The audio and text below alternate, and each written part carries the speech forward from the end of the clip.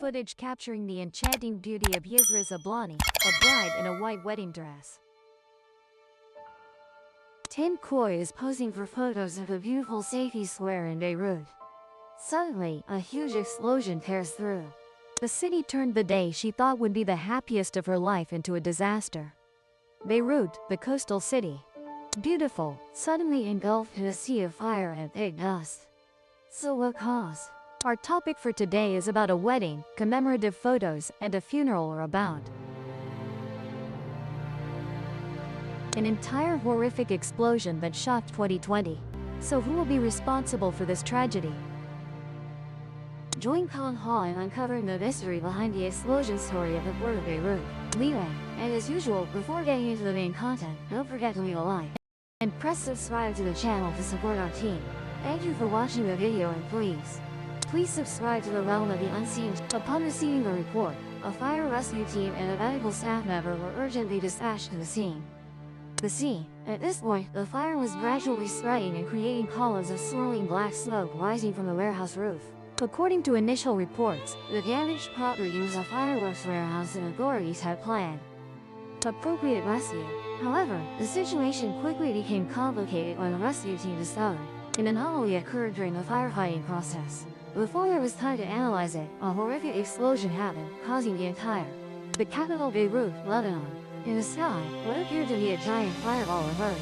It turns out that the warehouse contained not only fireworks as initially reported, but also more than 2,750 tons ammonium nitrate, an extremely explosive compound. The shockwave from the explosion propagated even faster. A thick cloud of smoke swept through the entire city center of Beirut. Videos shared online showed. Social media shows an image of a white dome covering most of the city. That is condensed steam, air due to the tremendous pressure from this shock. Next, a thick reddish-brown column of smoke squeezed outward. This is a typical sign of an ammonium nitrate explosion reaction. It lasted for more than 7 hours. Despite the rescue team's efforts to overcome, a thick black smoke has enveloped the entire city. It carries the distinctive smell of sulfur and burnt rubber. In other words, it is the smell of nitrogen oxide gas released from the ammonium nitrate explosion. The shockwave from the explosion propagated with such intensity that it shattered glass windows at Beirut International Airport, approximately 8 kilometers from the blast's epicenter. The sound of the explosion was even recorded on the island of Cyprus, about 200 kilometers away on the other side of the Mediterranean coast. Scientific assessments indicate that the Beirut explosion was equivalent to a 3.3 magnitude earthquake on the Richter scale, according to the United States Geological Survey. On the other hand, a group of experts from the University of Sheffield estimated that the energy released from the explosion was equivalent to 1,000 to 1,500 tons of TNT. That is about 1/10 of the destructive power of the atomic bomb dropped on Hiroshima. The destructive power of the explosion was truly horrifying. The epicenter of the explosion, warehouse number 12, and the adjacent auxiliary structures were completely flattened. Even warehouses containing more than 15,000 tons of wheat could not escape the side of path. Vessels docked near the explosion site were also severely affected. Many ships capsized or sustained heavy damage. In particular, the 120-meter-long cruise ship Orion Queen was capsized by a Samsung crane, causing casualties among the crew, including 2 fatalities. At the very epicenter of the explosion, a giant crater 140 meters wide and more than 14 meters deep had appeared. Seawater rushed in, submerging warehouse number 12 along with most of the important infrastructure of the port of Beirut. This horrific disaster is considered one of the largest non-nuclear explosions in human history. The explosion caused severe damage to the infrastructure of the capital, Beirut. Thick dust and smoke enveloped the entire city. The buildings in the surrounding area and the north completely collapsed, turning into rubble. The northern entertainment area also could not escape the sight of the god of death.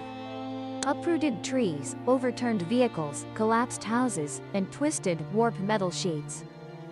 More dangerously, the city's electrical system was completely cut off, causing countless difficulties for rescue efforts. According to reports at the time, the Lebanese army had to use bulldozers to clear the roads, making way for ambulances and fire trucks to reach the scene. All hospitals in the city are severely overloaded. Many injured victims have to wait in pain. The World Health Organization said some hospitals were severely damaged, while at least 20 other facilities were also seriously affected by the explosion. Most of the injured were hit by shattered glass, concentrated in the upper body.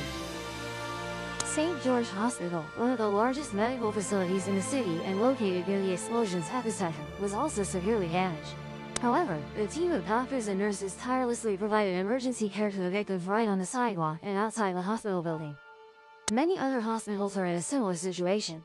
They use the parking lot as a temporary emergency area with flickering lights. The healthcare system in Beirut was completely overwhelmed by the explosion. The disaster caused a severe crisis in Beirut, directly affecting the lives of more than 200,000 households. Thousands of people have lost their homes and are forced to seek temporary shelter in relief centers or rely on community assistance. Meanwhile, the federal government has been harshly criticized for not taking any action to support the people.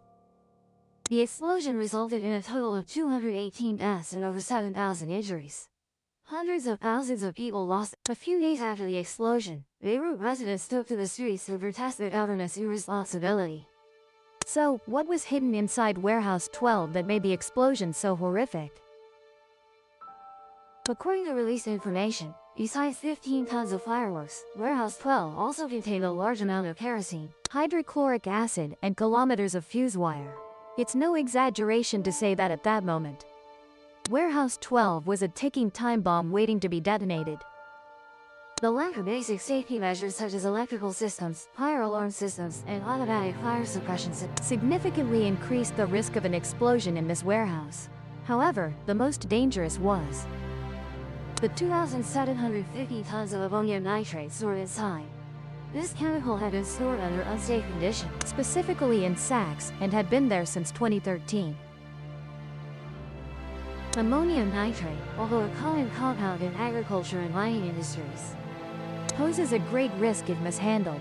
History has recorded many terrible explosions caused by ammonium nitrate, notably the Oklahoma City bombing in 1995 and London in 1990.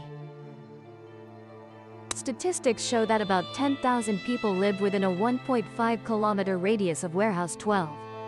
The urgent question now is what allowed such a large amount of dangerous ammonium nitrate to be stored so close to Beirut's residential area. Who is responsible for this incident? To find the answer, let's go back in time to 2013. At that time, a cargo ship named MV Rosas, owned by a Russian businessman, docked at Beirut port, Lebanon, after over a month at sea. The ship departed from Georgia and planned to go to Mozambique. MV Rosas carried 2,750 tons of ammonium nitrate and docked in Beirut due to technical issues, according to the ship owner. However, this ship never left Beirut port. According to the former captain, the ship's owner was facing financial difficulties and wanted to use this trip to transport additional goods from Lebanon before continuing to Mozambique, thereby earning extra profit. However, the additional cargo inadvertently overloaded MV Rosas. The crew refused to continue the journey, and the ship was detained by authorities because the owner wouldn't pay port fees. The Russian businessman then fled, abandoning MV Rosas and the entire crew without a penny, leaving 4 crew members stranded on the ship for 11 months. And it wasn't until 2014 that they were able to return home for humanitarian reasons. The 2,750 tons of ammonium nitrate were then transferred to Warehouse 12 at Beirut port and slept for 6 long years, until the tragedy occurred on August 4, 2020. Throughout the 6 years, the massive amount of ammonium nitrate in Warehouse 12 was not stored according to any safety standards. Beirut port management repeatedly emailed government officials to warn about the potential danger of this chemical. However, all their efforts were like throwing stones into the sea. Since 2014, when the ammonium nitrate was unloaded from MV Rosas, the former director of Lebanese customs emailed a judge handling emergency cases to warn of explosion risks. Yet, he never received any response. Al Jazeera reported an email sent from port management to the Maritime Authority. The email's content requested this agency to immediately re-export the ammonium nitrate, because continuing to store it under unsuitable weather conditions in the warehouse posed a high risk of explosion. The letter's author even suggested selling the ammonium nitrate to an explosives manufacturing company in Lebanon. But once again, their cry for help was ignored. In 2019, another report was sent to the Lebanese government warning of potential risks from this chemical, and it too was quickly forgotten. Even when a hole was discovered in Warehouse 12's wall, believed to be the entry point for welding sparks that caused the later explosion, government officials completely ignored the port management's warnings. After the explosion, Beirut residents healed the city's wounds by joining hands to restore life. But the pain remains. The pain of losing loved ones, the pain of homelessness, the pain of living in constant fear and insecurity. And above all, the pain of injustice as the truth is hidden and justice is not served. Estimates put the explosion's damage at $15 billion, not to mention the immeasurable psychological losses. After the explosion, the Lebanese government arrested over 20 officials from the port and customs management. President Michel Aoun promised a transparent and comprehensive investigation but refused international assistance. Less than 6 days after the explosion, amid public outrage and protests demanding justice for the innocent, the Lebanese government was forced to resign. Judge Fadi Salman was appointed to lead the investigation to appease public opinion. However, this task proved more difficult than he imagined. Under Lebanese law, all members of parliament are immune from criminal prosecution. In the country's history, no high-ranking official has ever been successfully prosecuted. Despite corruption and poor governance, the deep-rooted societal issues have persisted for years.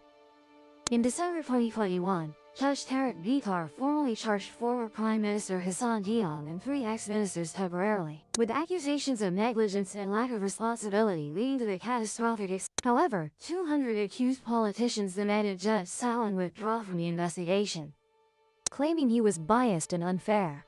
Many civil society organizations took to the streets, demanding the removal of criminal immunity. From parliament members to seek justice for the victims and for Lebanon as a nation. But perhaps, justice in this country remains distant, given the stagnation of the domestic investigation process. In July 2022, the Swiss NGO Accountability now filed a civil lawsuit in a U.S. court, seeking $250 million in compensation for survivors of the explosion. They hope the investigation in the U.S. will succeed and uncover new evidence, thereby pushing forward the investigation process. Simultaneously, international police also joined the effort to bring the Beirut explosion to light. In April 2022, at the request of Interpol and the Lebanese government, Spanish police arrested Jacques Morella, a 43-year-old Portuguese man, on charges of terrorism and causing multiple deaths with explosives. Morella was alleged to have purchased 2,750 tons of ammonium nitrate while working at an explosives factory in Mozambique. A spokesperson for the factory confirmed the information about the ammonium nitrate order in 2013, but asserted that the shipment was never delivered. They expressed shock upon learning that the chemicals were stored in a dilapidated warehouse in Beirut until the explosion occurred. Morella was later released but was not allowed to leave Spain and could face life imprisonment if convicted. In Lebanon, after nearly 13 months of delays, the investigation into the Beirut port explosion has resumed. In January 2023, the judge in charge of the case brought new charges against 8 officials and ordered the release of 5 individuals detained in 2020, including port officials, welders, and construction contractors. While the legal process drags on and the cycle of blame continues without end, life goes on in Beirut.